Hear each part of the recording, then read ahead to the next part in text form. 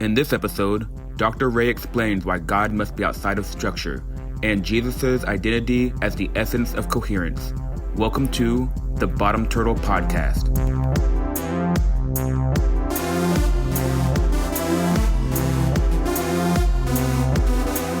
Hello, everybody. Welcome back to the Bottom Turtle Podcast. I'm theoretical physicist Dr. Shannon Ray, and sometimes I wish I could record more often.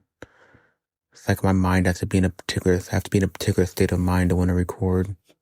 As you guys all know, I am now a Christian, a follower of Jesus Christ, and as a disciple of Jesus, one of the things that we're meant to do is spread the gospel, to save more people, And before converting, the idea of proselytizing always felt like a dirty thing. Like, you're imposing yourself on other people, I don't know. A part of me is I really never wanted to do. But, also a part of me is I want to share my feelings, my thoughts, and what I believe as an invitation for someone to just listen if they want to. And I suppose, I have this platform, I have this podcast, I have people who listen to it. And for some reason, like this transition to being a Christian, there's always this part of me that even if I'm trying to communicate my Christianity through my podcast, it feels like I'm imposing it somehow. And definitely some past conditioning preventing me from opening up. But I do find myself wanting to talk about Jesus.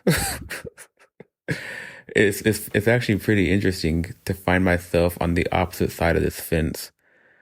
I was talking to someone a little while back who is not on the opposite side of the fence.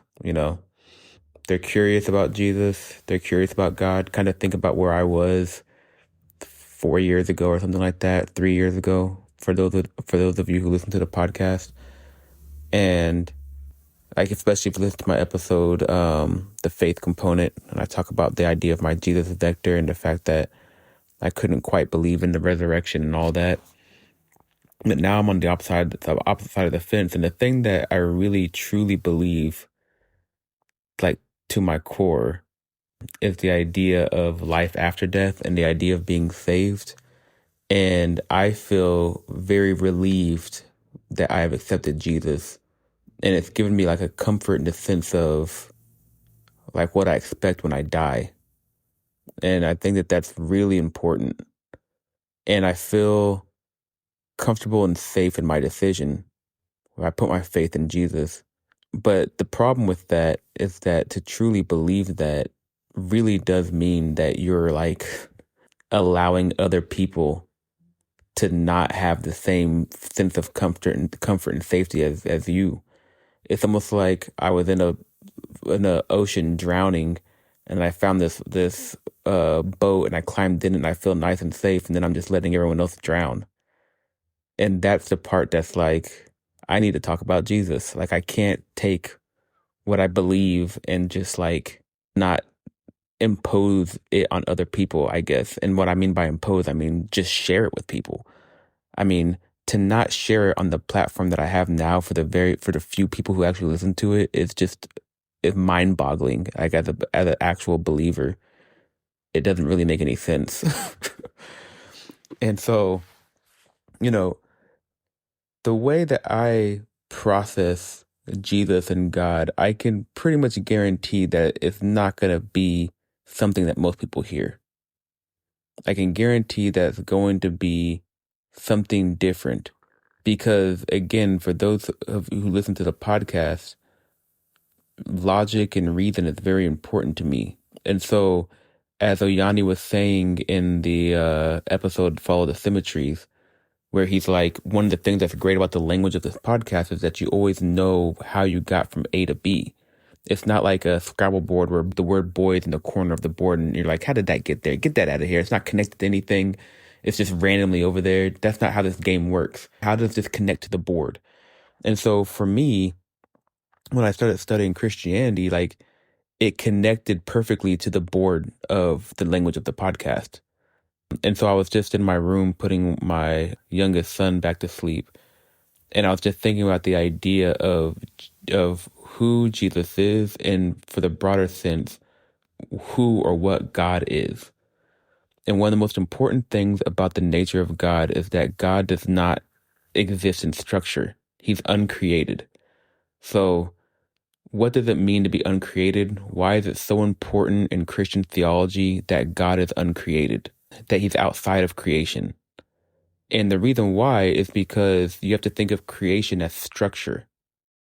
And structure is something that arises and then falls. The law of impermanence in Buddhism again. Like, you have to understand how much the theology of Buddhism and Christianity lines up. That's another reason what convinced me to believe, because as you know, I started studying Christianity and Buddhism at the same time. Buddhism. I started studying Christianity and Buddhism at the same time after I developed the lens of the language of the podcast. So for me, in my studies and like how I got to where I am, it's almost like a three-pronged lens that I was using to examine both of these religions at once. And one of the most important things is the idea of the law of impermanence, which is with the idea of what is created. So structures are things that are temporary. Think of the structure of your house. Think of the structure of a society. Your identity, for example. Go back to the nomenclature that representation principle. For every physical configuration, there is an associated mental state or a spirit. There's a vector pointing in the space of concept or the space of spirits or the space of metaphors. And so to maintain a certain identity, there's an idea of this, like, there's a connection to whatever physical structure is like summoning or housing the spirit associated with an identity. And so as your physical structure changes, your identity changes. And this is precisely why in Buddhism, they look at that stuff as being an illusion, like it's not real because it's not permanent. And so that's the nature of structures. They are part of creation. And as in Christianity, you have the separation between heaven and earth. So you got to think of creation and structure, the realm of creation and structure, as being like the earthly, the temporal. It's temporal, temporary. And so part of God's nature is that God is eternal. Again, this is true in both Christianity and Buddhism, even though in Buddhism they don't call it God, but it's emptiness.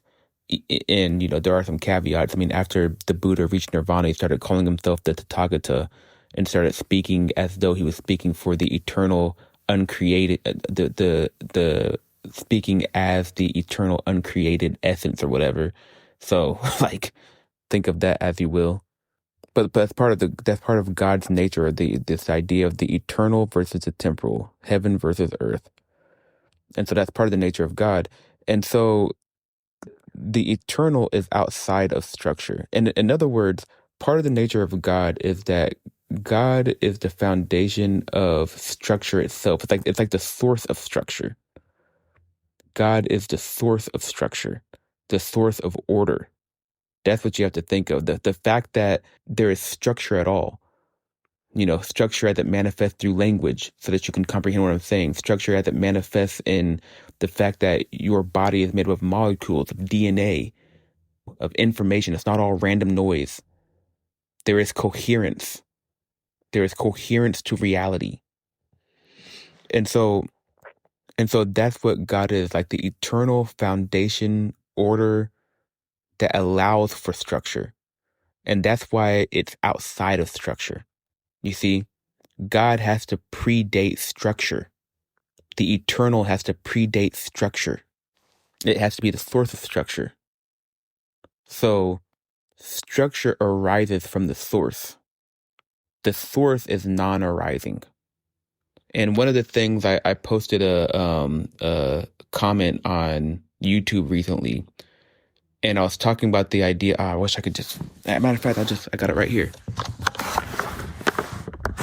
Here, what did I write? Let me look at this up real quick. Yes, perfect. I'm glad I have this here.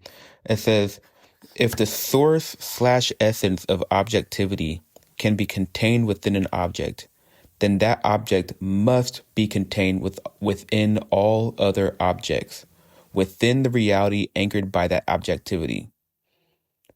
So I'm saying like if the source or essence of objectivity can be contained within an object, a single object, then that object must be contained within all other objects within the reality anchored by that objectivity. Therefore, the object is contained within all, and thus the objectivity is not contained in the object. The real cannot be totalized by the symbolic order. Do not worship idols. So, like, let's break that down. What I'm saying is that, so think of object and structure as being synonymous. If you're wondering why I'm bringing this up, because an object must be a thing you can hold. It's like I mean, it should be obvious. Object and structure are synonymous.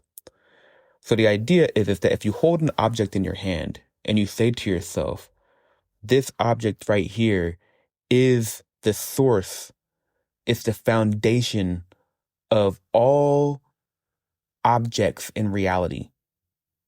So it is the foundation that holds reality together, such that when you look at an object, when you look at a structure, you can say it belongs in this reality.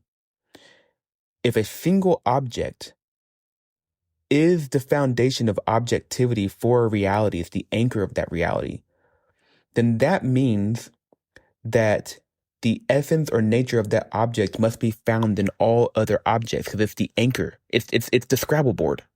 It's the Scrabble board. You see? There we go. Perfect. It's the Scrabble board.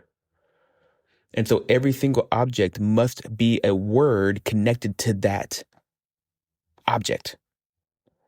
And so because that object is the anchor, then everything will contain its essence.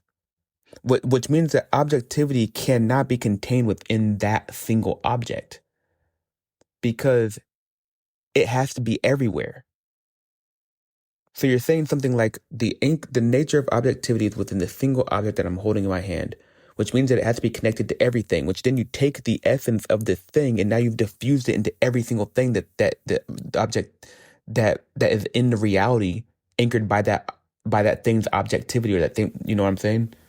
So what I'm saying is that within the structure of reality, which I think has an ontological basis in quantum mechanics, is that reality consists of the space of structure and the space of non-structure, as a duality.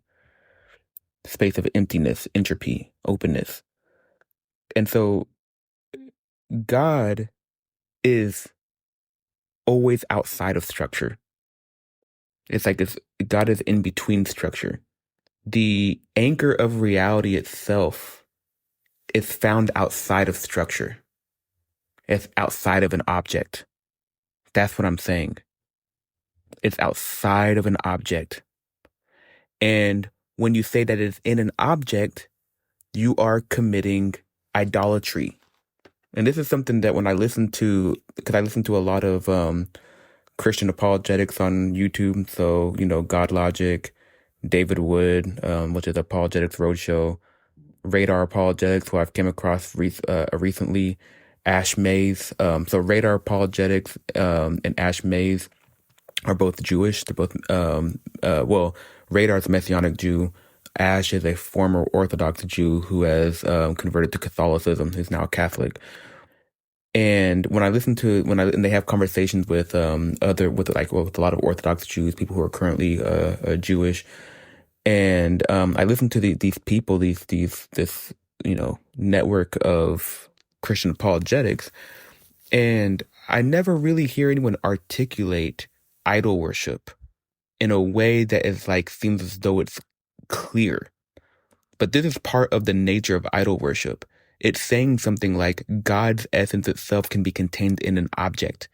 If God is the foundation of reality itself, that's part of God's nature, is that he's the glue that holds everything together.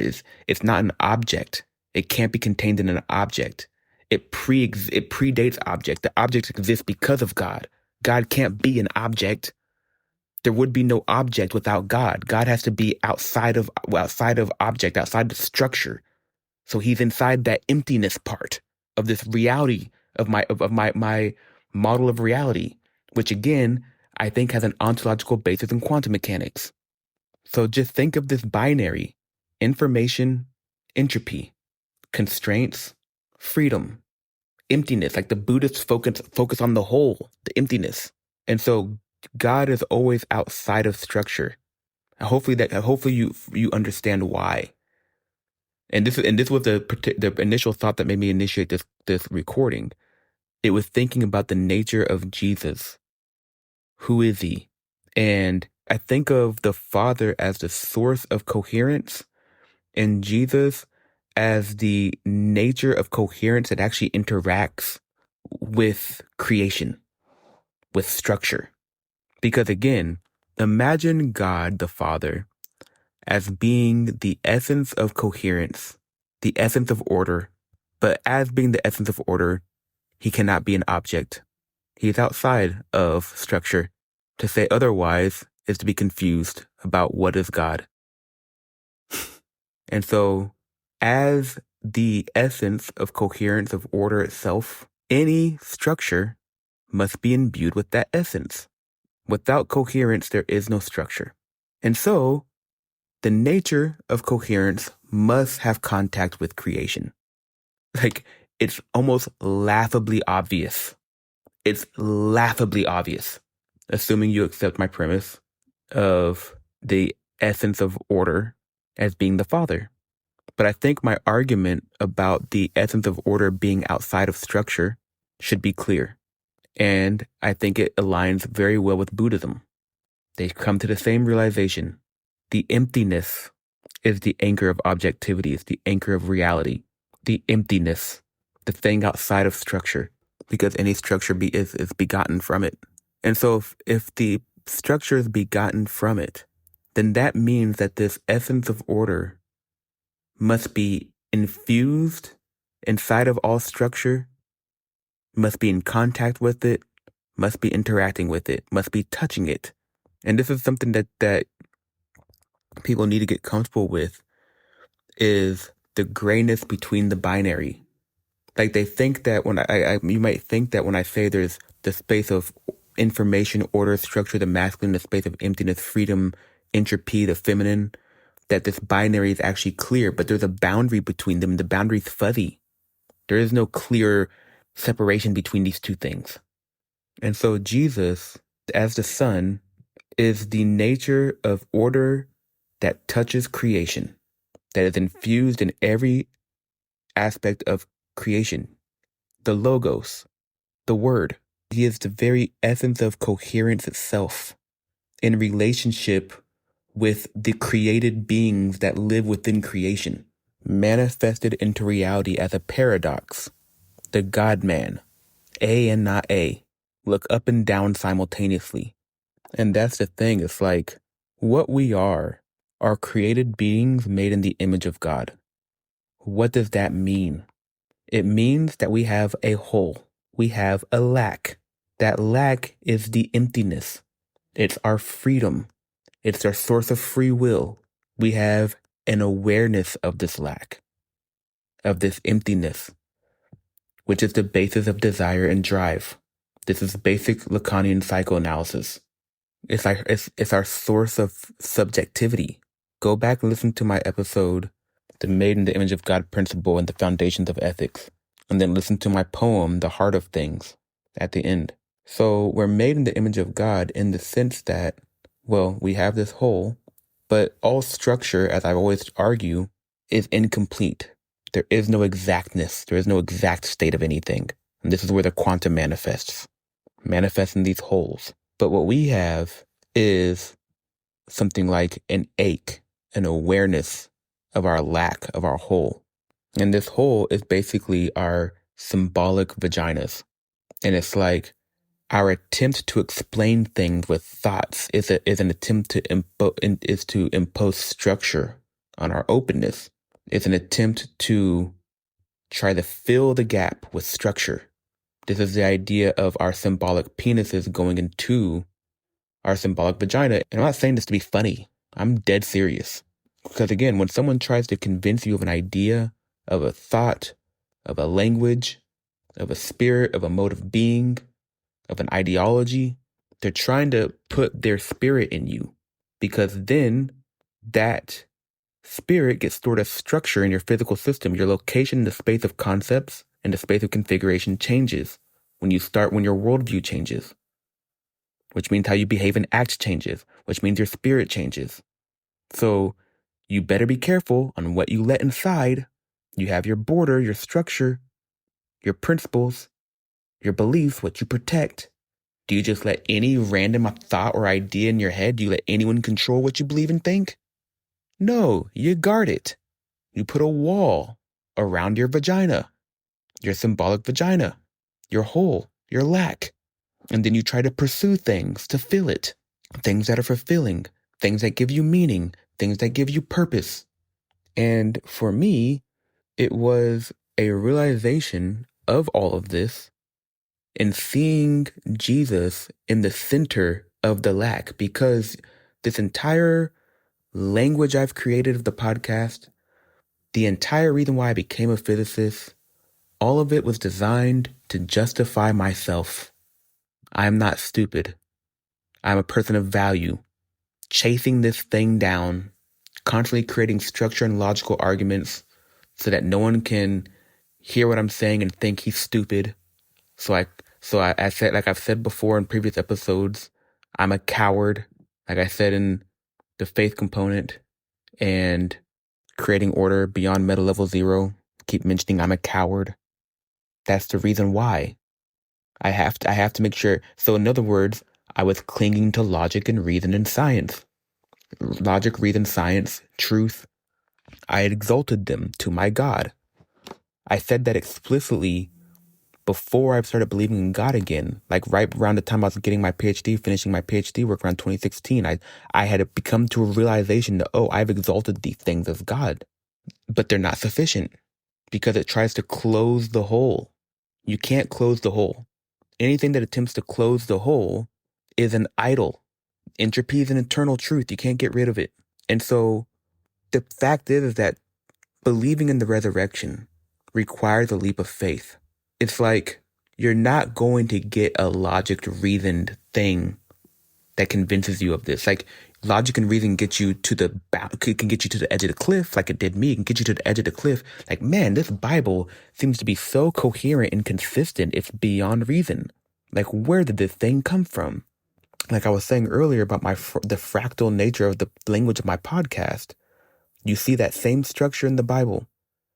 And then you see it in Buddhism, and you see it in your podcast and your language that you've developed after living on the earth for 30 some odd years. You see the language you've developed, you're pretty confident that it's perfectly coherent, or at least 90% coherent, 95% coherent.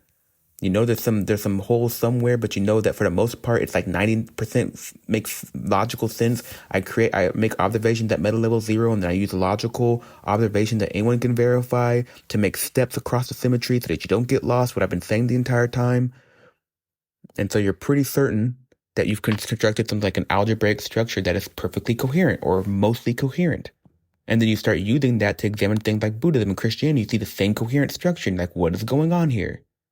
And that sheer coherence is enough to get me to think, okay, what is this? What is going on here? Makes you really start seriously considering things like, did the nature of coherence itself take on a bodily form and come into existence to try to make us all coherent, which is to correct original sin, where sin is associated with distortion, lies, deceit, trying to create reality in your own image, making your own ego, your own sense of self, your idol, to the point where you're willing to cling to your conditioning, as opposed to letting go of things that you believe because it can harm your sense of self, even though it's not aligned with reality. I don't know how many people have ever interacted with someone who is so deeply ingrained with sin that you can literally walk to them and tell them that the grass is green, and they'll tell you that it's polka dot neon blue, and you're like, what is going on here? If you don't think that you don't operate that way, and that the vast majority of people operate in this way, where there's just isolating themselves from reality and living in this bubble of nonsense that's totally incoherent and makes no sense. That's sin, yo. It is having attachment to the way you want things to be, even when they're inconsistent with how things are, and you're willing to lie to yourself and make yourself delusional to maintain belief in it. It is to reject reality. It is to reject coherence. It is to reject Jesus. And so the nature of coherence itself, the word, the part of God that actually participates in creation, because the laws of physics, when X and Y because of Z, you can't jump off a building and then bounce like a basketball. You're going to splat. Airplanes fly because of lift and the way airfoils are designed to thin out the air on top to create a pressure on the bottom to create lift. There are certain things about reality you don't get to reimagine. You can reimagine them as long as they're coherent. Sound. How sound is your version of reality? How sound is your identity? How coherent is it? Most people are incapable of letting go of the idol of themselves to want to live in reality. You have to understand how pervasive this problem is. It's however bad you think it is, it's way worse than that. And so Jesus, as far as I can tell, is the aspect of order that actually touches creation. But the essence of order itself is always outside of it. And so part of the thing about death, oh yeah, and this is why I was bringing up this thing earlier. I kind of went off on a tangent. So because you yourself are this being that lives, that is both made of structure, but also has the essence of God. So you have this emptiness whole thing that's connected to the eternal outside of structure, and you're aware of it. Go back, listen to Ryan and I's episode on the subconscious and the conscious, the feminine, the masculine, the nature of how that actually affects who you are. Always asking yourself, who am I? You're always trying to look at what made me do that? Why did I do that? Why do I think this way? It's like always trying to look behind yourself to see what's controlling you. And then when you see what's controlling you, go, that's why I did that. That's who I am. Coming from the void. Your muse. Anyway, so because you have this dual essence, it seems to me that when your physical body dies, this other part of you that is not made of the physical, what happens to it? Because again, the idea is the idea of your eternal self. There's something like, to what degree is your physical self, your temporal self, aligned with your eternal self? And when those two things are aligned, then you're Neo from the Matrix, where at every moment you're like, oh, this is what God wants me to be doing. This is me fulfilling my purpose. You've let Jesus into your hole, into your lack, and now you're spiraling with him. So that the structure that you create from your actions and your beliefs are coherent. It's like, imagine a father or a mother who is sacrificing their life, and they know for a fact that if I sacrifice my life in this moment, my children will live. And they just do it. Not confused, maybe a little scared, maybe not. Maybe they're just like, nope, I don't even got to think about it. Done. That's a perfect alignment. And so if it is the case that you live out of sin while you're alive, then you're not aligned. The self that you're attached to is all trapped in the temporal part, the structure part. When the structure dies, then that thing's gone. It's not tethered to your eternal essence. It's not tethered to coherence. So instead of looking at your glorified self, the name that God gave you, your glorified self, which will be the muse that speaks to you the more you repent and align yourself with God's will. This is the idea. The more you remove the delusion from your eyes and start functioning through a relationship with the essence of coherence itself, then the structure you create as you ask yourself, who am I? and you reveal more of who you are through your actions, behavior, and through your faith, the more you act out of that, the more you get to know yourself. You come to truly know yourself, both your temporal created part and the eternal part. But here's the thing, is that when you're born, your identity that you have is tied to the context in which you were born. And so it's something like the structure has an identity associated with it. But as I've said before in previous episodes, you know that the configuration that is Shannon or that is Oyani is eternal because it has to be consistent with the laws of physics. To be a physicist is to conceptualize reality using the symmetry of the universe. So you have the laws of physics that gives you a set of configurations of the universe that are valid versus the ones that are not valid. So if you observe someone like Oyani, then you know that he's valid, which means that potential of Oyani coming to existence always existed. It existed 10,000 years ago. At no point in time during the history of the Earth was Oyani's configuration not a valid possibility of reality. It's an eternal thing. But what version do you get of him? Do you get a corrupted, sinful version? Or do you get one who's more aligned with coherence, such that when his muse speaks to him and he's acting out of something that just appeals to him, something that he privileges being a designer? Why? Why do you do that as opposed to someone else to become the chef? Why? Who am I? But you have to purify your channel with the openness, with the thing that speaks to you from the void. The more you do that, the more you can act in a way that doesn't have to be explained or justified. You just do. You flow. You let go of fear, and you can become Neo from the Matrix.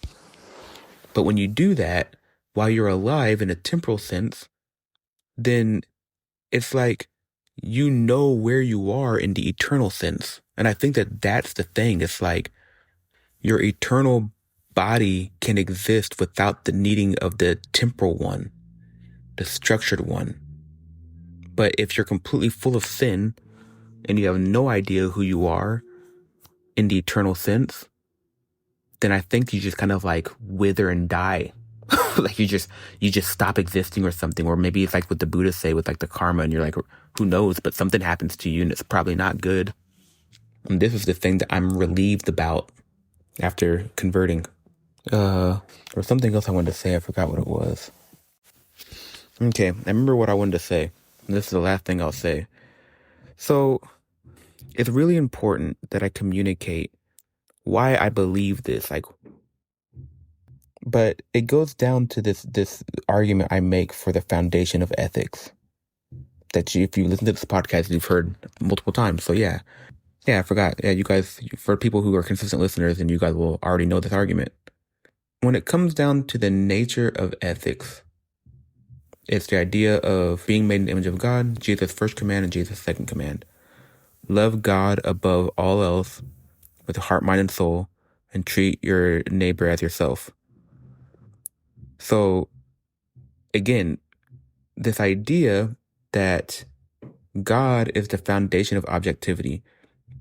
And so, no matter what identity you have, whether it's chef, gymnast, artist, whatever identity you've entered into, and to whatever degree you've purified that relationship, the realm of reality, the structure associated with that, the space associated with that identity, the nature of objectivity that manifests that identity is always outside of it.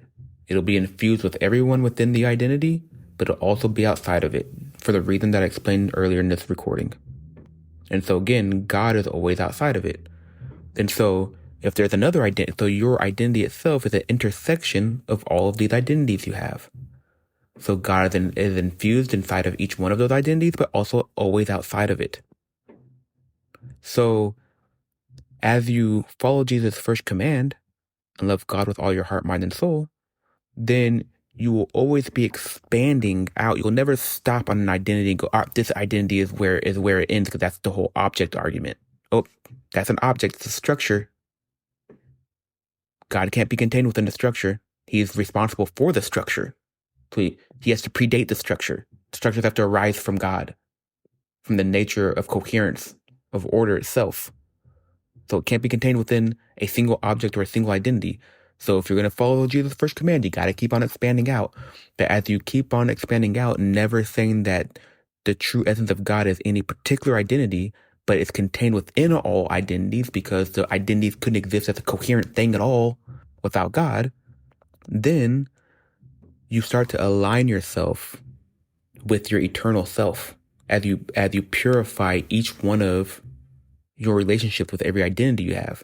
Because then by purifying relationship with this thing that's speaking from the void, where you're being sincere and really engaging with this thing sincerely, as you purify that relationship, you must purify the relationship with all others who have heard the same call, thus loving your neighbor as yourself, thus removing the sin within the structure that destabilizes it, making everyone aligned because they enter into the relationship of their own free will while respecting the way in which everyone else is made in the image of God. This is the foundation of all of ethics. I think it's the objective truth of it. And any attempt to perturb it, you'll either be demonstrating yourself to think that you want to control other people's essence, or you think that whatever identity you have is truly God, so everyone has to follow you. Like you have some sort of power to control other people. Like you're going to be revealing something really dark about yourself, I think.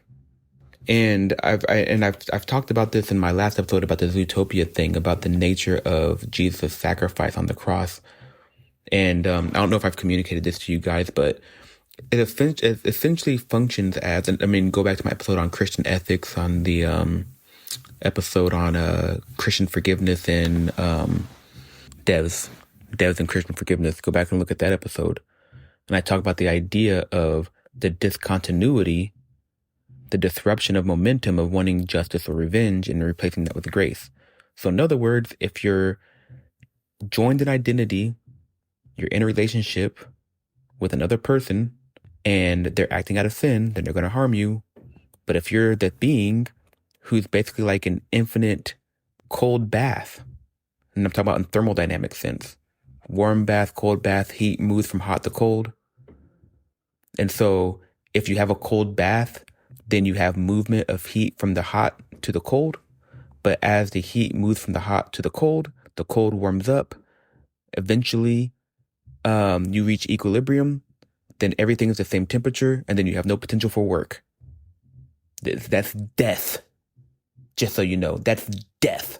And so, if you have a cold bath that never gets cold, then you always have the potential for work. And so, the idea is that if you're functioning in this way, in which someone is acting out of sin, and you start reacting out of sin, then that sin reflected back looking for justice, whether it's justified or not, it starts putting heat into the realm of the identity that is shared between the two people who are amplifying sin. You're spreading heat everywhere. Whereas if everyone understands, well, we all suck and we're all full of sin, and when someone else sins against me, I'll forgive them and hopefully they'll do the same for me, then everyone starts functioning as like cold baths that reduce the temperature so you can maintain your relationship, so you can remain coherent. You do it because you're emulating Jesus. And so Jesus is like the ultimate cold bath, cold reservoir that can infinitely take on sin. That's why he has to die and actually enter into death and conquer it itself. Because death is the result of sin. So in other words, it's something like when you die, it might not be that you just die from your physical form and then it's just over. Assume there's something else. There's another way to die, even after death. And that belief in Jesus is the thing that tethers you to coherence so that you remain alive. This is like in Christian theology, like you have this idea of this glorified body, your eternal body. Yeah, so to me, what I'm saying about the whole idea of ethics is that it seems pretty clear that this ethics maximizes coherence, and that when you behave ethically across all intersections, all identities that you have, then it's like aligning them all together, as opposed to taking your identity as a male and elevating it above your identity as chef, so that when you are invited to go into a cooking competition as an expert chef judge, and you say that the men win because of your nepotism and solidarity with your identity as a male, thus creating reality that is inconsistent with the coherence of the fact that the women made better food. You see, you've inserted distortion, you inserted a lie. And so because you have all these intersecting identities, that means that you exist within all the realms associated with each one of the identities, which means that if you've exalted one of your identities above another one, you can use that to inject sin. Because instead of treating all of those other chefs equally as your neighbor, as your actual self, and wanting to be as sincere as possible, they called me here because of my identity as chef, not because of my identity as a guy.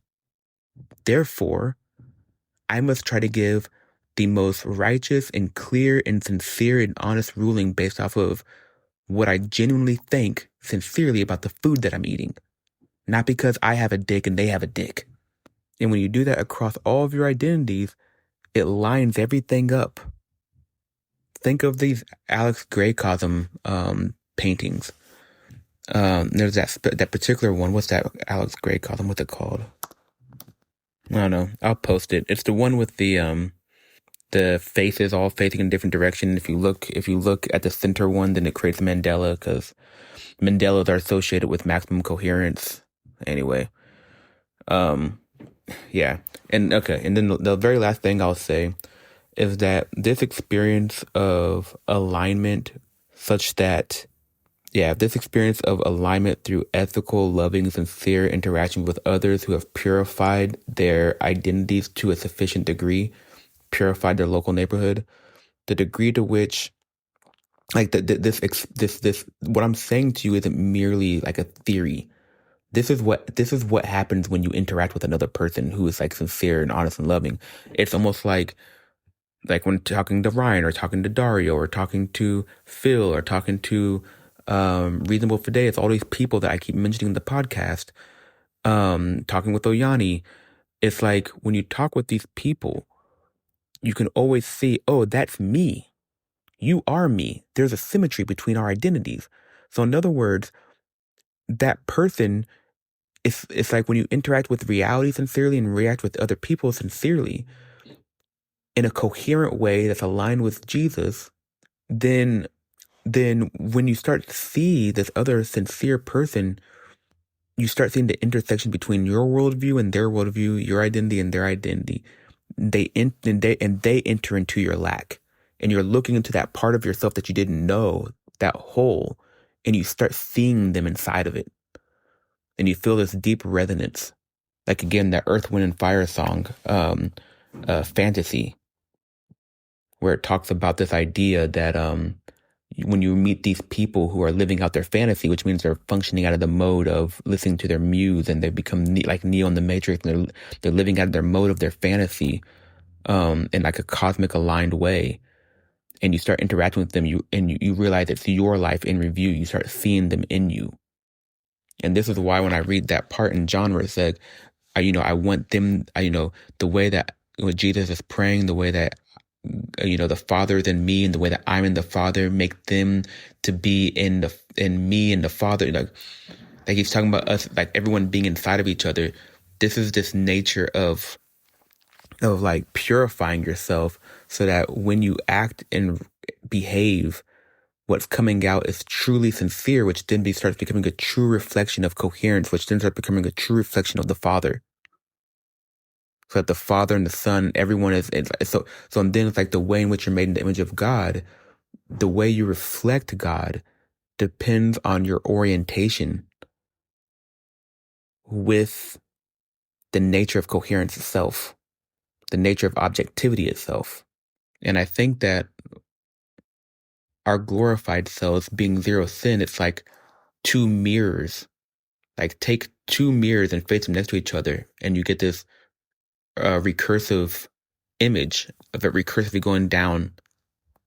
That's what you get in the Gray Cosm picture. That's what happens.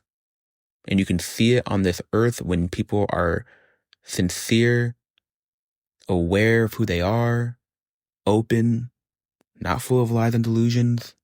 You can experience that. And you can experience that within your own self. Because again, like I said in the episode, Mind to Computer Algorithms, I believe, talk about the idea of you being a composite being, as a singular self. I think I also mentioned it in Spirits and Waveforms, as a singular self. You can be aligned or misaligned with yourself. And when you align with yourself, then you start feeling the amplified signal. And these are the type of experiences I was having when I've came to believe in God again and when I decided to make this podcast. I'm telling you, the language of this podcast, it's an algorithm. It's a code. And the number of times I've had these experiences where I start thinking about like a relationship with a family member. I remember this time having this thing, just thinking about my relationship with Oyani, how I love Oyani, how I love my family. Like you have these thoughts and you start thinking about it, and the language of the podcast just starts processing this relationship. It starts aligning everything, and you start getting this really high amplitude signal. Anyway, I think that's enough. Hopefully you guys understand what I'm saying. Recently I had a lot of downloads in Asia, and it's like really weird. Like suddenly I was getting like someone was downloading like hundreds of episodes. It was crazy. I don't know what's going on. I don't know who you are. I don't know if you're still listening, but welcome. Reach out at the Bottom Turtle Podcast at gmail.com. If anyone wants to come on the podcast and have a conversation with me, just let me know.